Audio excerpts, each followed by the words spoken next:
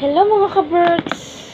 Pagod ang ka-Berks nyo kasi galing ako palengke.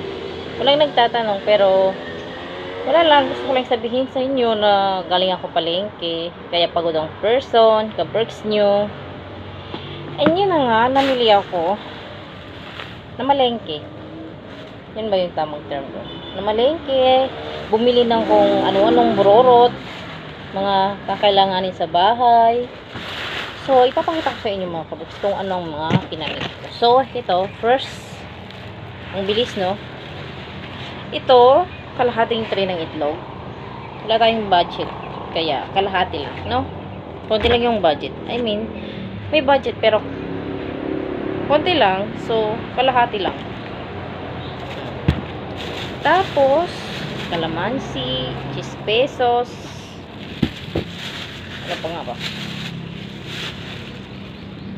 Sibuyas at saka bawang kasi meron pa naman ako, so dadagdagan ko lang kasi konti na. Then market day ngayon medyo mura pag market day, kaya heto pumili ako. Tapos yan, mangga hindi 1 kilo kasi 50 lang. So, 1 kilo na yung binili ko kasi gusto ko gumawa ng ice cream. Lalagyan ko ng flavor niya mangga, diba? So, sabi naman ni nanay na nagtitinda nito, matamis kahit na green siya. So, titignan ko mamaya kung totoo nga na matamis kahit na may konting green. Yan. Pero sabi ni nanay matamis to. So, tatry ko mamaya. Gusto niya akong patikimin kanina. Kaso lang, sabi ko, wag na nay. Okay lang. Hindi ko natitikman. Para daw ma-prove niya na totoong matamis. Hindi siya nagsisinungaling. So, hindi ako tumikim mga kabuks. Kasi sayang din naman, diba? Si nanay. Nagtitinda. Tapos, okra. 10 pesos. Kasi, gusto ko magluto ngayon ng ginataan na gulay.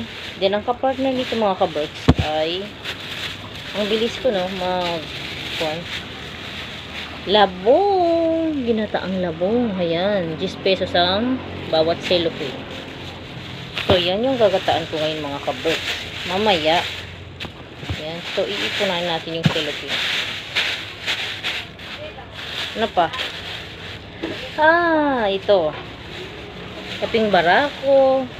Kasi itong kape ko mga kabuks, hindi kasi ako mahilig sa 3-in-1. Kasi, pag 3-in-1, feeling ko, puro tamis lang yung kape. Walang konting pait. So, ayoko nang ganun. Gusto ko may konting pait akong nalalasahan. So, ito yung kape ko mga kabuks. 50 pesos. Kaping barako. Tapos, luya. Kasi, ano lang yung luya ko. 35 pesos. Talagang tandang-tanda ko talaga, no, yung presyo ng mga pinamili ko. Pero ito, hindi ko lang. Ano ba ito? 25? Maliit. Hindi ito yung malaki niya. Hindi lang ako sure kung 25 ito. Tapos, kalahating kilo ng asukal. Kasi, wala na rin akong asukal. At saka, kalahating kilo lang. Konti lang ang budget natin. Alam nyo, nakakaingit, no? Yung nakikita ko na mga vlog, mga content creator sa TikTok, katulad nila Miss Pilingera. Kung nagti-TikTok kayo, familiar kayo kay Miss Pilingera, diba nakita natin kung paano siya nagsimula mag-content, sa pagko-content, lalo na sa TikTok. Sa TikTok ko talaga siya nakita mga kaberks, nagkilala. Tingnan nyo naman ngayon, bonggacious na siya, yung bahay niya, nakapatayo na siya ng bahay. Sabi nga niya, pag nag-grocery siya, wala na siya pakialam sa price. Wala na siya pakialam kung magkano yung aabutin ng grocery niya, kasi alam niya afford niya. So, parang sarap sa pakiramdam ganun, no? Yung hindi mo na kailangan, pulot ka lang ng pulot, wala ka nang pakialam kung magkano kasi alam mo, garantisado mong kaya mong bayaran, diba? although maiinggit ka, mai-inspire ka, magpupursige ka, diba? Kasi siya, naghirap naman siya na, kung ano man yung narating niya ngayon, kung ano man yung mga tinatamasa niya ngayon, dahil sa paghihirap niya, diba? Dahil sa pagsisikap niya, diba?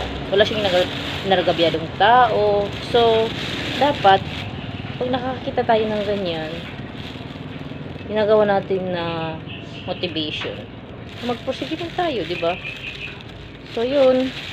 Kaya, kasi nakita ko kung paano siya nagsimula sa TikTok. Then, hanggang ngayon, nakikita ko na yung pinagbago ng buhay niya. Pinagbago niya since nung naging, yun nga. At bumili ako syempre ng ginataan. Ay, niyog, mga kabros. Pinakagod ko na siya. Pag bumili ka, libre ka good. So, yun. Bumili ako mga kabros. So, yun. Ayan, 20 pesos. O, diba? Ipupugayin ko na lang siya mga kabros.